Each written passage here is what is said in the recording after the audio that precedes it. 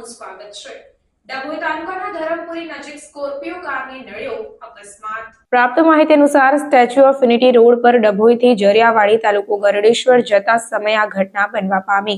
Scorpio કારનું આગળનું tyre ચાલુ ગાડીએ નીકળી જતા અકસ્માત સર્જાયો, ત્યારે ઘટનામાં એક વ્યક્તિને માથામાં ઈજા થતા મોત નીપજ્યું, તો અન્ય એક ઈજાગ્રસ્ત હોવાની માહિતી સપાટી પર આવી છે।